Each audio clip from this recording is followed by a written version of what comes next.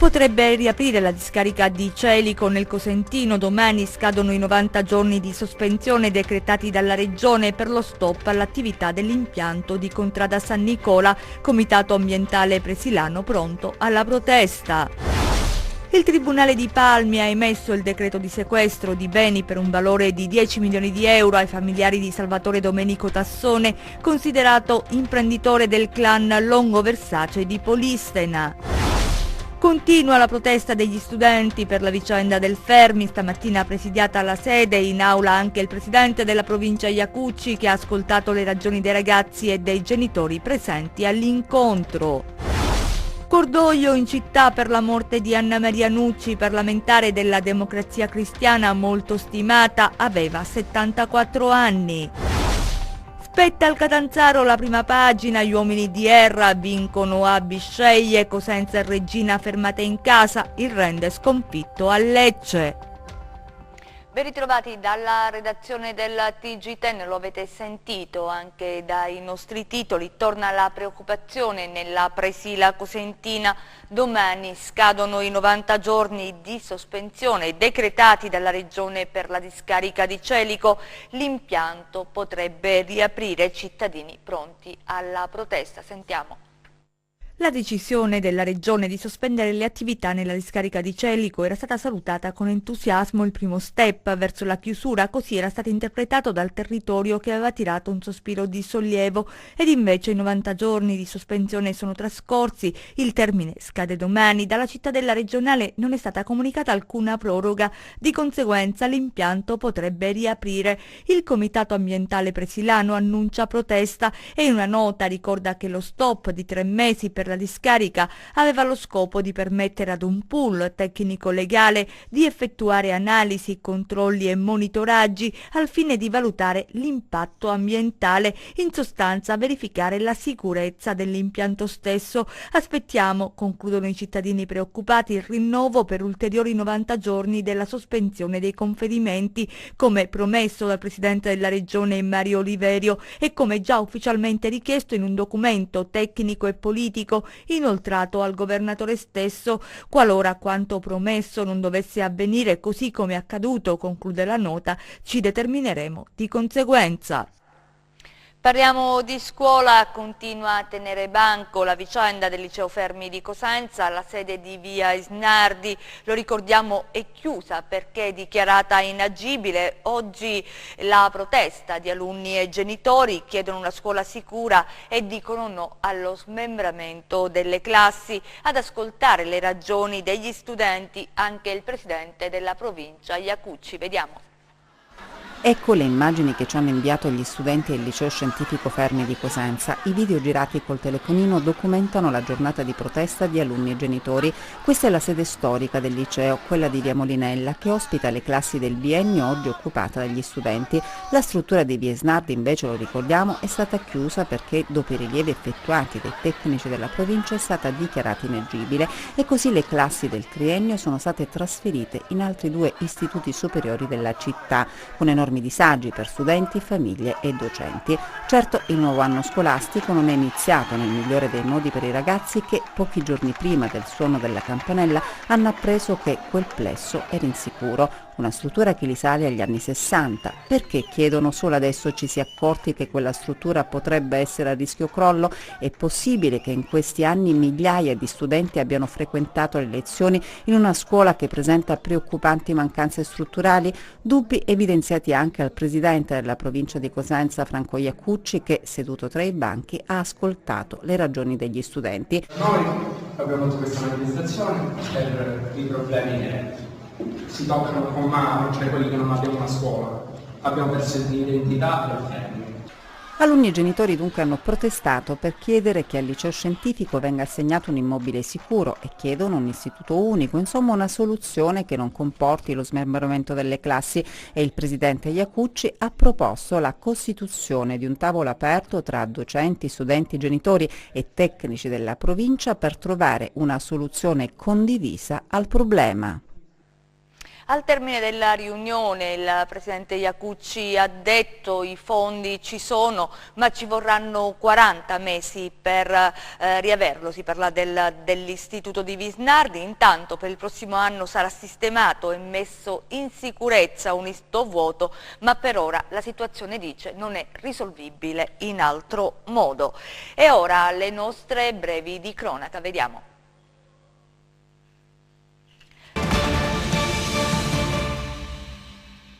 La Guardia di Finanza di Reggio Calabria, con il coordinamento della Procura di Palmi, ha sequestrato beni per circa 10 milioni ai familiari di Salvatore Domenico Tassone, considerato imprenditore del clan Longo Versace di Polissera e condannato prima della morte per associazione mafiosa e omicidi, e per questo in passato destinatario anche di un provvedimento di confisca dei beni. Un provvedimento che Tassone avrebbe tentato di aggirare intestando al figlio, alla moglie e alla nuora i beni e le attività oggi sequestrate. Accusati di intestazione fittizia di beni, i familiari di Tassone sono stati anche raggiunti da misure di prevenzione personali. Un sub di 31 anni di Motta San Giovanni è morto durante un'immersione nelle acque antistanti la marina di San Lorenzo nel Reggino. Il sub si è immerso e i familiari, non vedendolo riemergere, dopo un po' hanno dato l'allarme. Sono intervenuti i carabinieri, i militari della Capitaneria di Porto e i sommozzatori dei vigili del fuoco. Alcune ore dopo l'allarme il cadavere è stato individuato alla foce di un torrente e successivamente recuperato e portato a riva. Sull'incidente hanno avviato le indagini i carabinieri. 2 persone, un uomo e una donna, sono finiti in manette per furto aggravato in concorso a Cosenza. I 2 sono stati sorpresi dalla polizia in flagranza mentre asportavano le griglie di ferro dei tombini della città. Dopo una segnalazione al 113 gli agenti si sono recati su Viale Mancini, dove erano state segnalate 2 persone intente a rubare i tombini e a caricarle su un'ape. Alla vista dei poliziotti i 2 hanno tentato di allontanarsi salendo in fretta sul motocarro, ma sono stati raggiunti dopo un breve inseguimento. Una volta fermati sul mezzo sono state trovate ben 9 griglie asportate dalle strade della città. C'è un aggiornamento di cronaca, una brutta storia che arriva da Reggio Calabria, la vediamo insieme sulle agenzie di stampa. 2 giovani fidanzati che si erano appartati in auto sul lungomare di Catona a Reggio sono stati aggrediti e rapinati da 2 banditi, uno dei quali armato di coltello, che sono stati arrestati dalla Polizia di Stato. Le vittime hanno subito chiamato il 113 ed è scattato il piano di controllo intensificato dal questore Raffaele Grassi. In pochi minuti sul posto sono arrivate le volanti. Una volta avuto una sommaria descrizione dei rapinatori, gli agenti hanno iniziato le ricerche.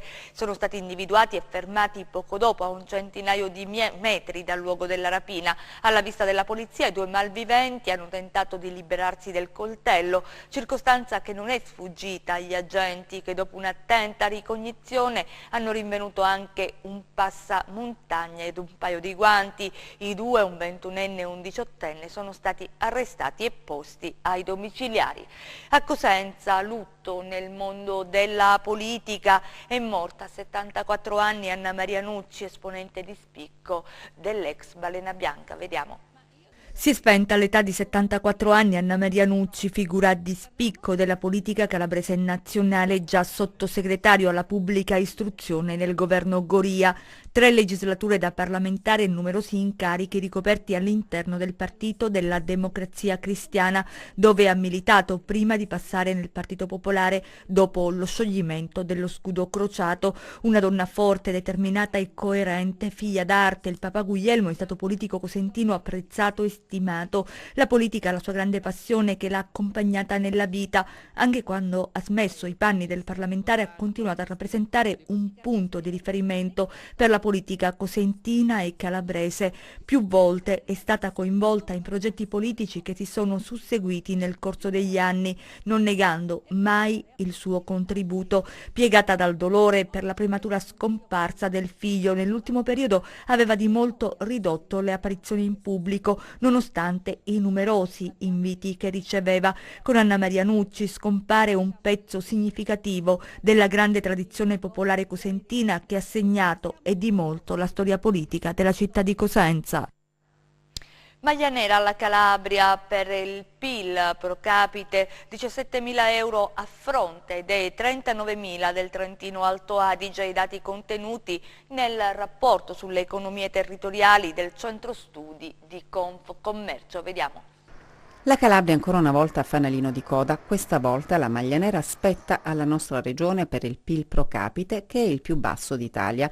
Non è una novità, ma gli anni della crisi che ancora non ci siamo lasciati alle spalle hanno contribuito a peggiorare una situazione già precaria. Ebbene, il rapporto sulle economie territoriali del Centro Studi di Confcommercio conferma che l'Italia riparte, ma il Mezzogiorno fa fatica e la Calabria è la peggiore. Il PIL calabrese infatti si ferma a 17.000 euro pro capite, molto distante dai 39.000 euro del Trentino Alto Adige, che è quello più alto del paese. La distanza è enorme, i dati dunque confermano un'Italia a doppia velocità, con un sud che arranca e che fa fatica a tenere il passo. Nel sud, si sottolinea nel rapporto, il PIL pro capite del 2017 dovrebbe risultare pari a circa il 53% di quello del nord-ovest, valore ancora inferiore a quanto registrato nel 95, ossia il 54,5%. Anche in termini di spesa per consumi la crisi ha colpito in maniera più accentuata le regioni del Mezzogiorno. Le ripercussioni della crisi sull'occupazione inoltre hanno assunto una connotazione particolarmente negativa per il Sud, che partiva già da una condizione di svantaggio. In più, si legge ancora nel rapporto, la tendenza al miglioramento del mercato del lavoro, al momento abbastanza diffusa tra le regioni, non è sufficiente a far recuperare nel 2017 i livelli occupazionali raggiunti prima del 2008. Nel Mezzogiorno si ritornerebbe soltanto ai valori della metà degli anni 90, ma in Calabria e in Sicilia neppure a quelli. La foto scattata nel rapporto dunque è quella di un Sud e di una Calabria in particolare ancora molto ma molto indietro. La crisi ha fiaccato la già debole economia del territorio con la chiusura di molte aziende, che ha contribuito ad aumentare il numero dei disoccupati. Il treno della crescita in altre aree del paese è già partito, ma a quanto pare la Calabria su quel treno non è ancora riuscita a salire. A Vibo, ci spostiamo a Vibo per l'intervento del prefetto sui depositi costieri. Vediamo.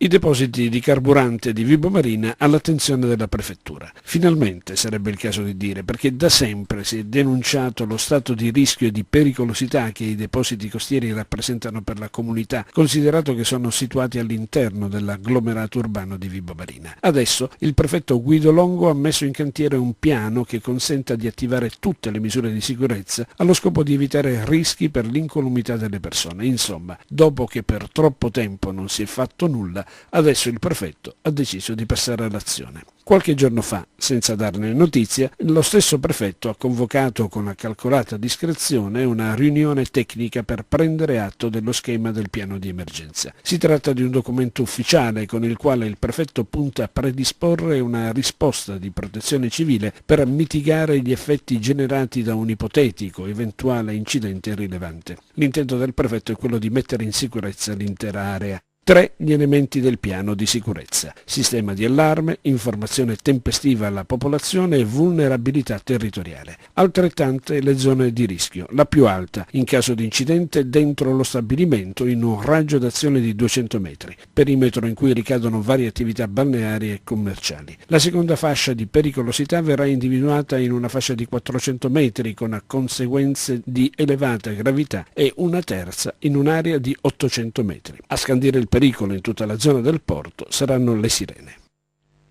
Siamo allo sport, al calcio, il punto nel servizio di Gianluca Pasqua.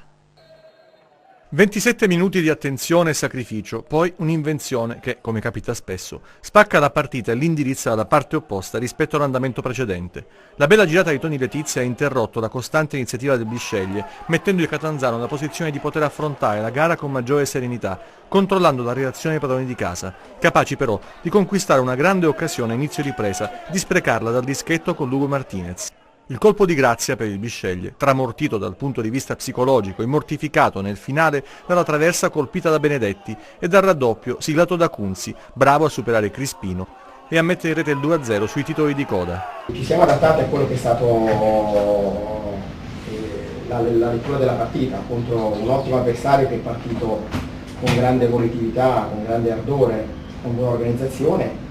E il fatto di aver saputo tamponare le loro iniziative ha fatto sì che poi l'episodio che ci ha premiati in occasione del gol di Letizia ci conferisse poi maggiore convinzione e maggiore solidità. Tutto come previsto tra Reggina e Matera, la gara vivace e ricca di spunti che ci si attendeva da parte di due squadre diverse per costruzione e qualità, ma forse più vicine di quanto si possa credere per valore e forza. Gli Amaranto suppliscono con agonismo e impegno al gap tecnico e sfruttano al meglio l'estro dei giocatori a disposizione. Il gol del vantaggio è frutto dell'inventiva di De Francesco e della freddezza di Porcino. Se c'è un difetto nella squadra Amaranto è la mancanza di cinismo che non ha consentito all'11 di Maurizi di chiudere la gara, rimessa sui binari della parità dal gol di Sernicola in apertura di ripresa. Una situazione a rischio vissuta fino allo scadere con un po' di preoccupazione, con il Matera vicinissimo al sorpasso con il Boide di Battista finito sul palo. Se è in grado di fare un tempo vuol dire che ci sono delle idee di gioco e i calciatori sono bravi. Poi il calcio è uno sport, non lo dico io logicamente perché non stavo qui, il calcio è uno sport tecnico, tattico, fisico e psicologico. La sfera psicologica è fondamentale e quella fa parte anche del bagaglio di esperienze che un calciatore si porta dietro. E delle volte dobbiamo rallentare il gioco proprio per recuperare e poi riaccelerare. E quando rallentiamo, come è successo nei primi minuti del secondo tempo, per motivi credo psicologici, non dobbiamo subire così tanto, possiamo anche subire il gioco, ma non dobbiamo subire occasioni da gol, dobbiamo essere più cattivi, però questo fa parte di un processo di crescita che comunque io qui vedo ben chiaro.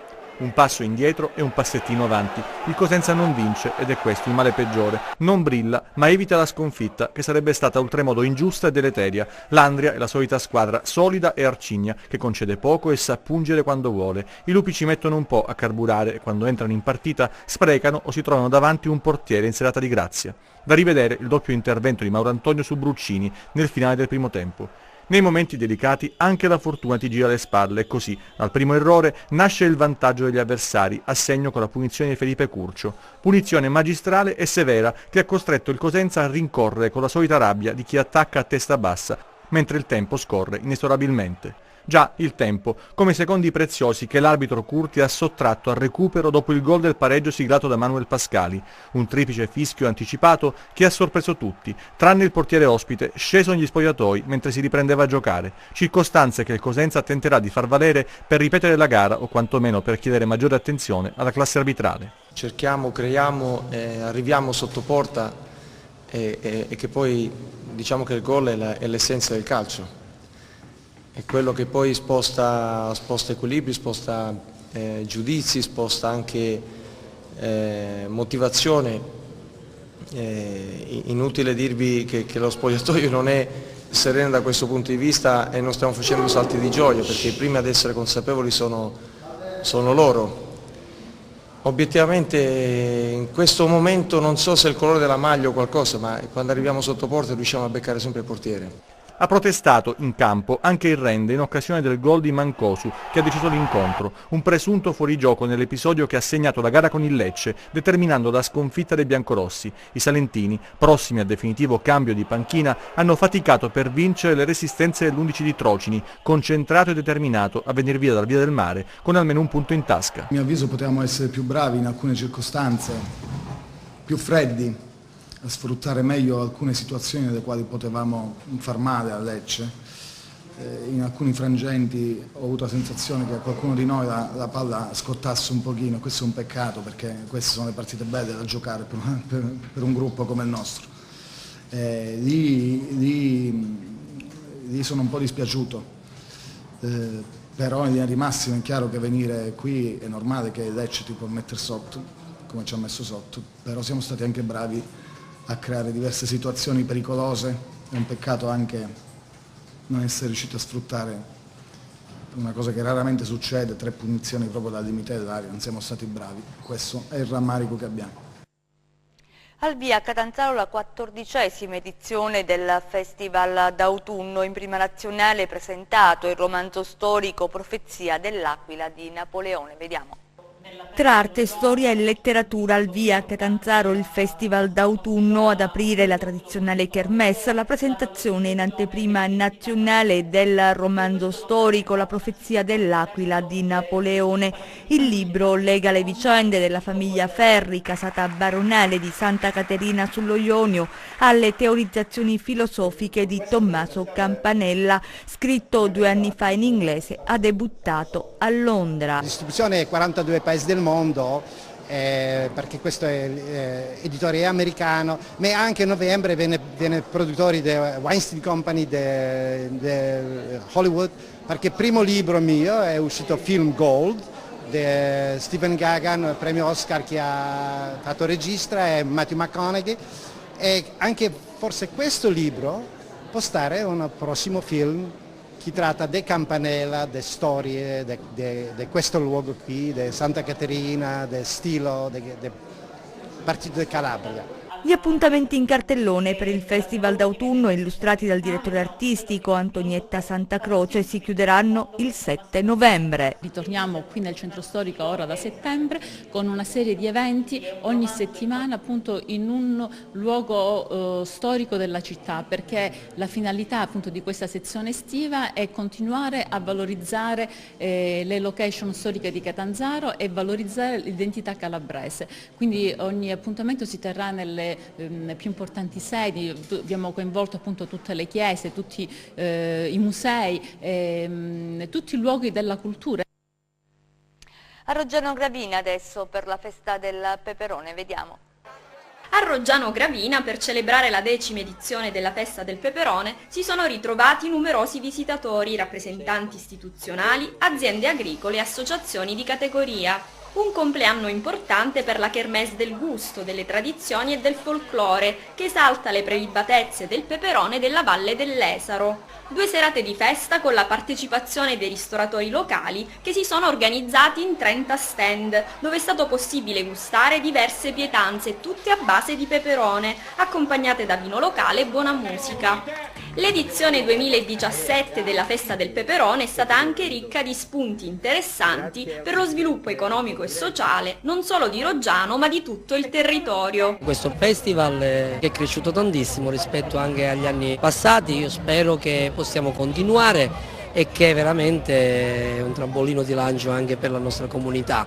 Roggiano fa parlare di un prodotto importante, di un prodotto tipico e che lega con gli altri prodotti del territorio. Ritengo che veramente è stata una grande manifestazione, sicuramente rafforzeremo, così come abbiamo detto, altri partenariati con altri comuni e stiamo pensando, attraverso anche i progetti con la Comunità Europea, di creare anche i presupposti per cercare di avere anche partner europei. Io spero che troveremo il partner giusto per il peperone di Roggiano.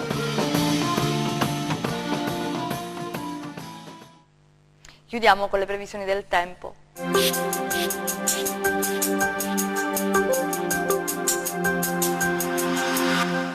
Ben ritrovati da meteoincalabria.it. Trascorso un fine settimana sotto il caldo estivo, si apre ora una fase con temperature destinate a diminuire gradualmente, fino a toccare valori autunnali intorno a metà settimana. Avremo anche il ritorno delle piogge, ma passiamo alle previsioni in dettaglio. Domani nuvoloso su Cosentino Tirrenico ed aree interne, sull'Ametino e parte del Vibonese, con possibili piogge tra deboli e moderate. Tra poco parzialmente nuvoloso altrove, temperature in ulteriore diminuzione, specie sui settori tirrenici. Passiamo ai mari e ai venti. Domani venti tra moderati e forti da ponente sul Tirreno, dove il mare sarà molto mosso. Sempre dai quadranti occidentali moderati, con locali rinforzi sul Golfo di Corigliano e Golfo di Squillace, con mare mosso. Prima di salutarci vi ricordo come sempre il nostro sito web www.meteoincalabria.it e la nostra pagina Facebook Meteo in Calabria. Bene, per oggi è tutto, grazie per la cortese attenzione, appuntamento a domani. Ci fermiamo qui, grazie per essere stati con noi, grazie a regia, Michele Cava e messo in onda Giuseppe Costanzo, noi vi auguriamo un buon proseguimento.